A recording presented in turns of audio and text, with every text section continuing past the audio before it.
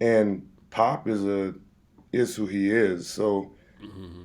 around a figure like that, I think there was a lot of just unknown, and the unknown is always a little scary, right? And Right. so I think for me, it actually calmed me down where I was like, oh, okay, I actually do know basketball, right? Yeah. Oh, okay, I do understand what's coming out of his mouth. Like it's actually in a weird way simpler at the highest level.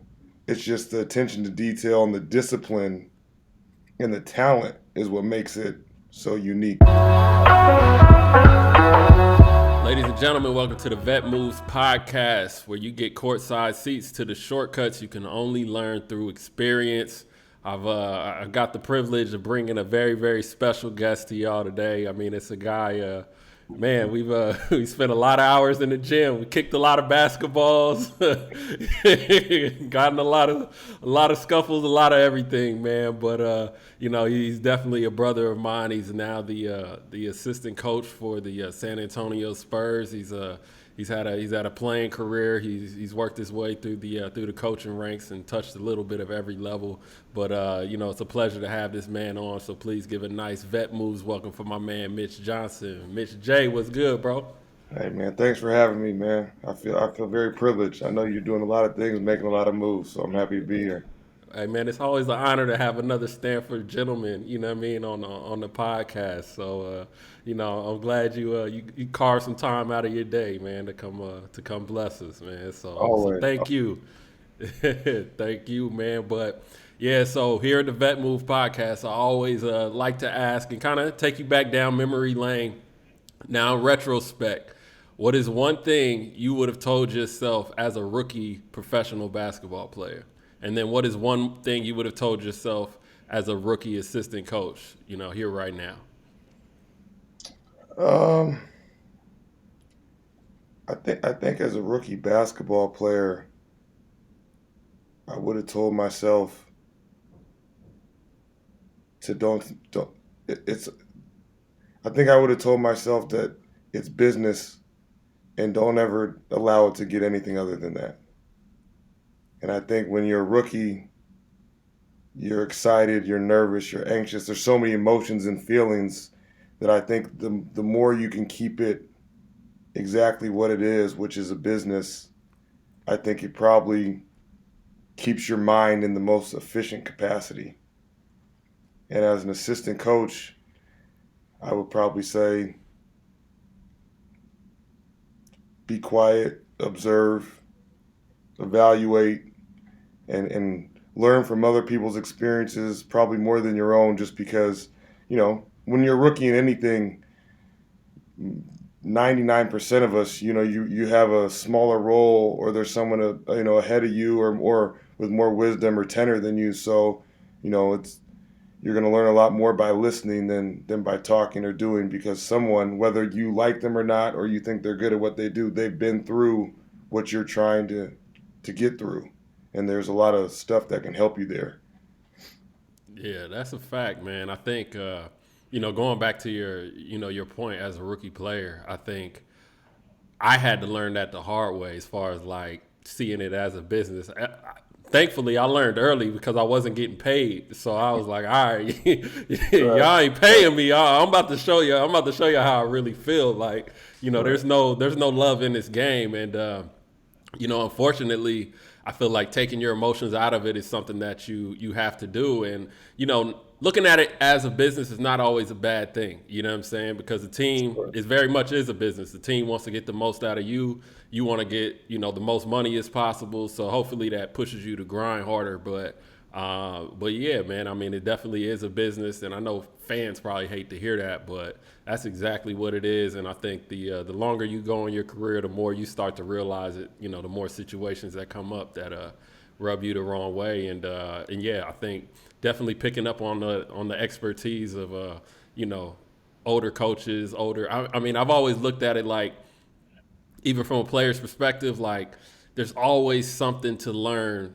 from somebody. Like even if it's an assistant coach and he has you shooting two dribble pull-ups to the elbow for an hour, you have an hour to get better at that one skill, even if that's all he knows. And you really have to step outside of yourself sometimes and do what's going to benefit you. So, I think that's definitely worthy advice. When you're a rookie assistant coach, do you feel like you were a little like hard headed, or you were pretty open minded coming into it? Um, I think for me, a rookie when I got to the Spurs, right? Because I've been a rookie in college, I've been a rookie at different levels. When I got to the Spurs, it was a definitely an overwhelming feeling of like, am I going to even keep up like with the basketball? Because I didn't know.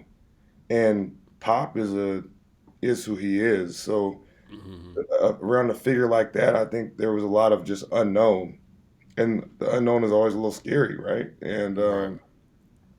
so I think for me, it actually calmed me down where I was like, oh, okay, I actually do know basketball, right? Yeah. Like, oh, okay, I do understand what's coming out of his mouth. Like, it's actually in a weird way simpler at the highest level. It's just the attention to detail and the discipline and the talent is what makes it so unique because that's at the highest level, or it's it's you have no room for error in some of those other ways like the attention to detail and the discipline. So Right. um I think that's what I had to learn was it's sorry uh it's um it's almost simpler, but Mm-hmm. it's so much more difficult because the talent of the people you are competing against, along with trying to get the most talented people on your team to buy into things, as we alluded to earlier, is just because it's business, just because each player wants to maximize their individual aspirations, whatever those are, monetary, personal goals, doesn't mean we can't be a family. Doesn't mean we can't all pull this thing in the same direction and try to Mm-hmm. have, you know, team success while achieving as many personal goals as we can. And that's, you know, really, really difficult, obviously. And I think that's where, as a young coach, when you see really good people, you see them juggling that whole deal of they're talking to this young guy about developing his game and he's not playing a lot. And then they're dealing with the best player on the team and trying to get him to buy into something where, you know, he doesn't need the 12th guy on the team as much on the court, you know what I mean? But maybe he needs him in a different way. So it's a lot, and I think you just got to kind of sit back and absorb as much as you can.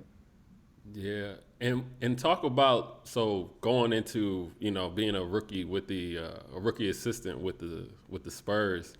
I mean, coaching under somebody like a Greg Popovich, who's obviously a legendary coach. I mean, I feel like you kind of go into that with as you said, like kind of a little bit of insecurity. You know what I mean, and kind Yeah. of just seeing like, okay, has everything I've learned up to this point been enough? For this moment. What do you think were some of the challenges? Like, I mean, you spoke to obviously the attention to detail and things like that, but what were some of like the mental challenges you had to overcome? And let's just say, like, what did you have to improve on as an assistant? Once you got to the Spurs. So one thing to clarify, and I was fortunate, I've kind of been a rookie twice. When I first got to the Spurs, it was with the Austin Spurs, the G League Mm-hmm. team. And then when I got to the San Antonio Spurs, an assistant coach, obviously that was a rookie on Pop's staff. So almost two different um, transitions. I think that was fortunate because I spent 3 years in Austin, which allowed me to gain corporate knowledge of our organization and kind of our operation under the umbrella, maybe a half a step removed from Pop, obviously, because I was in Austin. But Mm-hmm. I got to gain a lot of that corporate knowledge and experience. And then I think the biggest thing is when I, came to San Antonio was, you're in meetings, you're in game, whatever it is, you're interacting with him, and you have to say, no, I disagree with that. And then when you say it, you have to say it with confidence and with reason behind it, and that's obviously extremely difficult early on because you Right. may not have the relationship where you've been in the trenches with this guy and he doesn't trust you like that, or you don't have the confidence because you're like, this guy has forgotten more basketball 10 years ago than I'll know in 10 lifetimes. You know what I mean? And Right. I think that's the biggest thing. And I think at some point it was like, hey, man, you got to believe in your stuff. Hmm. And if you don't believe in your stuff, then nobody else is going to.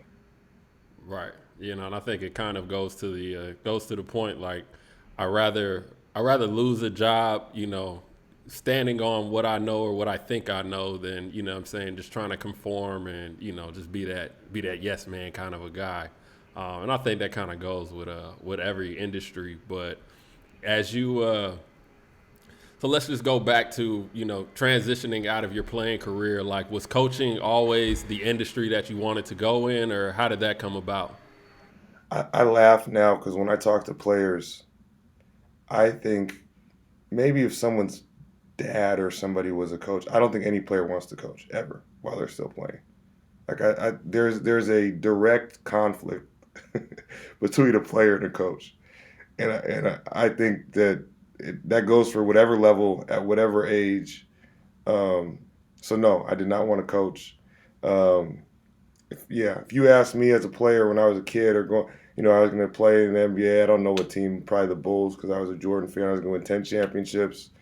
And then when I was done, I think I wanted to be a GM. It's probably what I would have said because it was still a part of the game. But the coaches, they control you too much. They don't get to be on the court. They don't get to shoot the shot. They don't get to do the things that a player can do. So it's almost like you're taking away from the players kind of always that generalization, that perception, and you don't get to be in the game. You're not in the lines. You're on the Right, sideline. right. Well, no, I did not want to coach. I laugh now because every time you get around guys that are players and they don't want to coach, and some it's not meant for it, but every now and then you'll see a guy in a couple of years, you're like, I got you too. So what pushed you into coaching then? I was still in the gym. I think the biggest thing about coaching that, for me at least, still scratches that itch is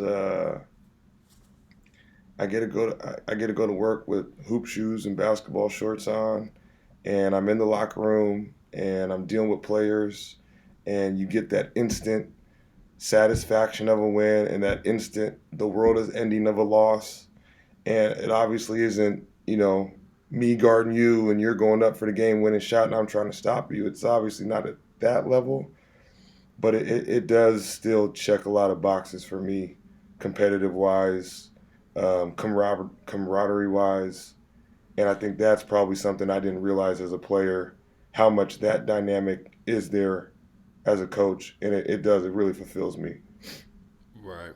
So as you were making your transition into coaching, like what were some of the first steps that you took? Did you reach out to former coaches, or how did you get your foot in the door? Because you started off coaching EYBL first, or or were you at Portland with Rev? No, so it actually started. So I was overseas, and my dad got really sick, and I came back actually before my season was over, and it was like I think it was January, and it was before the lockout hit in the summertime, the NBA lockout. Hmm. So I was in California with my dad. The lockout hit, and when it was time to possibly go back the next year, because the stuff personal wise with my father was settled, um, they were just lowballing the hell out of me because I Yeah. didn't finish the season. The NBA lockout. So I mean, anyone that knows basketball around that time, it was just levels. Whatever that was, you were getting Right. two levels below. And so it was just kind of this weird timing for me. And I just said, you know what? That's not worth it. I would rather go get paid 10 times that and play at the YMCA or at the pickup or whatever it was. Like it just, that, I never thought I would say that, and I did. And I don't know if it was a combination of the personal stuff or I don't know what was the main driver, just all the combination. And at the time, because I made the decision in like August. So are starting, NBA teams are already set. I actually I moved home to Seattle with my mom, and I was an intern at Seattle University for Cameron Dollar, Mm. and they just became Division One a few years before, and it was a small staff, and it allowed me to do a lot of things, and not be or not have a lot of pressure, I guess, on myself because I was just an intern. But I had a relationship with Coach Dollar, and he gave me a ton of, different opportunities to kind of get to know and gain some experience in different ways. And I'm super thankful for that. But I started that, and then I did the EYBL for a few years in the high school AAU stuff, and then Portland is kind of the timeline. And then after Portland is when I came to the Austin Spurs. Got you. Okay, so let's uh let's keep it, more pro focused on this one. But so let's just say getting into the Austin Spurs, how did you get into that gig? Was it did you make phone calls, or how did you get your foot in the door there? So it was a really unique experience. DeJounte Murray is a good guy that I coached as a kid, and he was at University of Washington his freshman year, my 1 year at Portland, and uh, didn't necessarily expect him to go out of college after 1 year. So when that kind of happened very rapidly at the same time as the Portland deal was kind of finishing up, he went into pre-draft, and it kind of just made sense timing and circumstantial wise for me to kind of just support him. I didn't run it, he did it all through his agency, so I wasn't Hmm. necessarily, the head of it. I was just a part of it, whatever that was, a mentor, a friend, family, helping him on the court, whatever he needed. And through that, that was kind of a opening to a lot of relationships or um, introductions. And so because of that, it was actually kind of really unique. People were calling me because they wanted to ask about him. And so Hmm. that really helped me out of I'm talking to these people now that I didn't even know or I had met or knew of, and I had met them in passing, when we were at Stanford or when I played AAU. And, it's such a small world. There's people that were running the draft for NBA teams that used to do high school recruiting stuff. You know what I mean? And they used to remember us Right. when we played and all that. It's a basketball world so small. So anyway, that kind of got it all rolling. And from there, I started to think about what I wanted to do next. And it was kind of one of these things where I wasn't quite sure. I kind of put a bunch of irons in the fire, and I wasn't really sure where it was going to lead to. Hmm. Obviously, my path going up until then, I had no idea from all the high school and college stuff. So it was kind of open minded. You got to be able to move to New York, to Florida, and everywhere in between from there to the West Coast. And as I was going through it, I got a call from uh, Andy Birdsong, who was the general manager of the Austin Spurs at the time, and he was the director of pro personnel for San Antonio. And he discussed a role in their G League team and just said, it's very heavily focused on development. We think that you have a profile that would be a fit, and it would be an assistant coaching job. And obviously, especially 6 years ago in the G League, it's not glamorous, right? And they Hmm. don't promise you if you do this, you'll end up being in San Antonio. It's just a job. It's just a job, and it's a seasonal job. So Right. it's um, at the time my wife now, who was my girlfriend then, lived in Seattle, and it was one of those where it's just like you take the leap of faith, right? Like, it's the same thing like even when you're playing, right? The basketball takes you all around the world, and you never really know what you get from it. And I ended up taking it, and it was lucky. But yeah, I mean, even during that time, there were so many people that I got a chance to talk to and introduce myself to or reintroduce myself to that I hadn't seen in years. And that network is probably the biggest thing. You have a network now because, things change, teams change, people's lives change, and that network doesn't. Yeah. I think maintaining that network is the toughest and the most key part of anything. You know what I mean? It's one thing to like meet people, but to kind of stay connected somewhat. And obviously, social media makes it a little bit easier, and there's other ways. But building a network, and I think maintaining a network is huge, especially in the basketball world. But now, transitioning to a NBA assistant, was there an interview process, or obviously they just kind of been watching you over the years when you were at Austin? Yeah, it was probably definitely a unique interview do that like that because of I was already technically in the program and with the organization. Um, and Pop's probably in a unique case just because he's been around for so long that like he knows what he wants probably at this point. Um, so there was a process. I don't know. I probably wouldn't equate it to a natural interview process, probably like that other teams do. But yeah, because at the end of the day, a interview process is getting to know the team or organization or company, right? Them getting to know you, and are you a fit for them, and vice versa. And then obviously, is it worthwhile for you, whether that's compensation wise or personal life fit and things like that. And like the big thing for me at that time was my family moved. So when I was in Austin, they were in Seattle. So when I got offered the job in San Antonio, that was a life decision for me because Mm-hmm. that meant my family was being uprooted, which was then three kids and my wife from Seattle to Texas. So for me, like that consumed the whole interview process. Like I Yeah. knew I wanted the job. I knew it was a fit because I was already with Austin, so I was lucky in that regard. It wasn't a bunch of unknown like, man, I don't know the staff. I don't know if they're going to support me. They don't really know me, so are they going to trust? I didn't. I was lucky in that regard, but it was huge because at that point, it was kind of like that leap of faith as a group, right? Like you're moving now, your family, so it's not just how did practice go. It's like, did the kids like school? Do they like the neighborhood? Mm-hmm. Does your wife enjoy the new place she's living? She's not by her network. Yeah. So that for me was for sure the biggest aspect, I guess, when I was going through that process. Got you.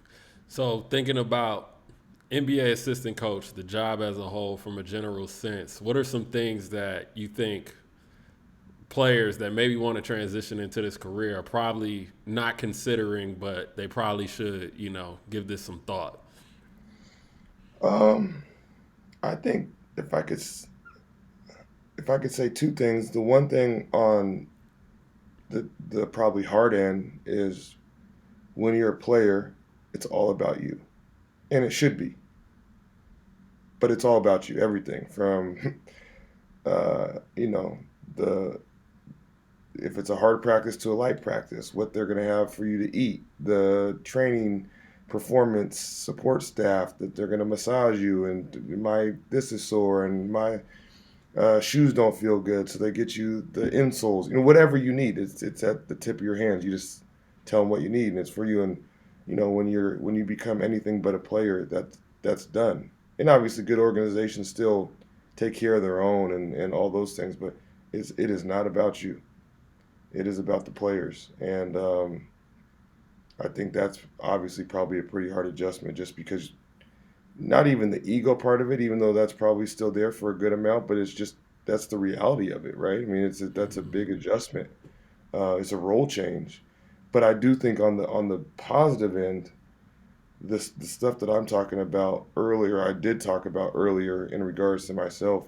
I do think that is a real thing in terms of I think when you ask players where they miss the most, it's the game, but it's the locker room, it's the camaraderie, Yeah. it's the teammate stuff, and I do think that you have an opportunity to get some of that, and obviously, every staff and everything is different, but that's just like every team. So, I think those are two things probably on both ends. I don't want to sound too negative and push guys like no way, and I don't want to also sound like, man, this guy's over there just lying through his teeth trying to make it sound all like it's Right. all good. Yeah, I mean, I think there's positives and negatives to every job, and I think that everything always looks glamorous, from the other side of the street. You look at being an assistant coach, and you just sometimes you just have a false idea of what that job actually entails, and people dive into it, and you realize like I'm pretty sure sometimes you have to be in the gym when you don't want to be in the gym, for Or when sure. you thought you were done, you get the random calls and you got to rush back over. You know, what are some of those things that I mean, and again, not to be too negative, but just to kind of shed some reality on like the demands of being an assistant coach in the league. Yeah, the two obvious ones are just the time, right? If you're a player, hey, practice is at 11. Well, they may get there at 9 for treatment, lifts, whatever they do pre 2 hour practice till 1. Maybe they get out of there around 2. They do a little stuff afterwards. But that's not the deal for the coaches. You're in there early. You have to watch film. You have to prepare. You have to talk to your group. You got to continue to try to push the envelope to get better as a team and as guys individually that need it developmental wise, right? The younger guys or the guys at the end of the roster that maybe aren't playing as much. So what do we have to do for them? We can't just cater to the guy that's playing the whole game and averaging 20 points because he's on a whole different timeline and wavelength than the guy who hasn't played in a week. We got how do we keep him fresh and not dying on the vine and going south on us and not being like he's involved and participating. So it's just a constant juggling act you're doing the whole time, trying to support your head coach, um, and then be mindful of the players. And the players, like I said, are you know very rarely do you leave a game and every player's feeling good. We talk about it. It's usually maybe two games a year, maybe right? Like you win a game, but that guy didn't play, or he shot 1 for 10, or he had 7 turnovers. And as long as they are good amongst the group, you don't get mad at that as an assistant coach. You don't need guys to say, "Hey guys, I played terrible, so and it's okay," or "I didn't play." You can't have it both ways. You can't have a competitive guy and then he's got to be just a great guy all the time. As long as he's a Right. good teammate, frustration's okay. You know what I mean? And I think that's where, for a coach, you're just juggling all those aspects all the time. You're trying to put out stuff before it gets to the head coach. You're trying to keep guys in a good mindset. Um, and then the other obvious one that I don't need to go into as much detail about, but it's just the travel. You're just planes, trains, automobiles, away from the family, different time zones, and you got to balance that work, life, sleep, you know, workout if you want to stay healthy, whatever it is, and that's obviously not easy. It's time management. Man, it's that race against your playing weight, man. Yeah, I'm chasing it every morning. no doubt. Well, they got Nah, more food. They got more food. We got food everywhere we go for these guys. You know what I mean? It's like I just try to walk the other way. We got food on the plane. We got food at the hotel. We got food at the gym. We got food after. I mean, it's not a good setup for us. nah, definitely when you're in the mid 30s, you know what I mean. It's get a little shaky, man. But man, last couple questions though. What advice would you give to, let's just say, a player that's 1 year away from retiring and that has, aspirations of becoming an NBA assistant? What things do you think he should be doing to prepare himself for that transition? Um, if he already knows he wants to do it, Yeah, he knows he wants to do it. He's 1 year away. He's in his last year playing, and he knows he wants to. I would say just ask questions and really, because the great thing in someone in that spot, you're actually a benefit for the coaches because you're actually going to be like an advocate probably in the locker room, hopefully, right? Unless there's some dysfunction in the situation. But if you're in the locker room and you want to be a coach and you're going to come to us and help us with the messaging, then I would do anything for you. You know what I mean? Like Mm-hmm. that, because the hardest thing you're trying to do as a coach is how do these guys know I care? How do these guys know I know what I'm talking about? How do these guys trust this, even though it may not work today, but hopefully it works next week or next month, or we don't know when it's going to work. We ask these Mm-hmm. guys to do things individually, whether it's with their individual game at times or as a group, where you don't get instant success or consistent success early on. That's part of the growing pains of this game. And so if you're a guy that can be a bridge for the team and the coaches, and at the highest level, you see it, right? You see which this isn't necessarily it, but it is. It's the Udonis Haslams in Miami, or what Juwan Howard was, or that vet that is a coach in a jersey. And I think obviously not everyone's in that situation, but that same theme or premise of come and ask me because I'm really going to, the sliding scale is way more for the coaches in terms of who's going to get the most benefit of it all because you're helping them with their job, with what Yeah. actually puts food on the table, right? So it's almost like that little favor of trying to help you or talk to you or give them some insight of what it is. To me, that trade off, every coach would take that 100 times out of 100. So if I'm a player in that position, I would easily go to the staff, and whether it's the head coach or someone on staff, and I would bet a lot of money that they would find someone that would happily kind of jump in the boat with them on that one and be a part of that. Okay, and let's say, okay, let's just take a different player, like let's just say an overseas player, and Hmm. let's just say he's 2 years away from retiring, wants to get into NBA coaching. So he basically has 2 summers here in the states Right. to kind of start preparing for that transition. What would you suggest for that type of player? Um, you and I have talked about this for years. I think it goes back to that network that we talked about, and especially the overseas player. I think they have the most um, unique, probably slash difficult time juggling that, right? You're over there trying to figure out where's the best place between Spain and Italy and then you're dealing with all the things that come with that.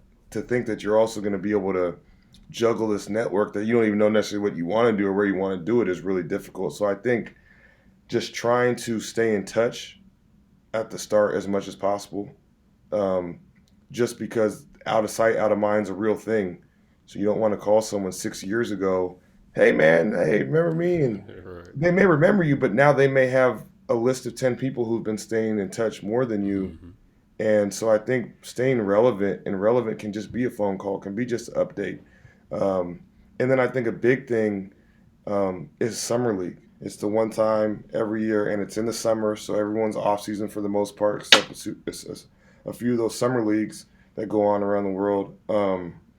It's one stop shop, and everyone's there from players, coaches, front office, agents, sponsors. I think anything that you're looking to do in the game of basketball, summer league is a no brainer for networking, and I think that one is an absolute no brainer.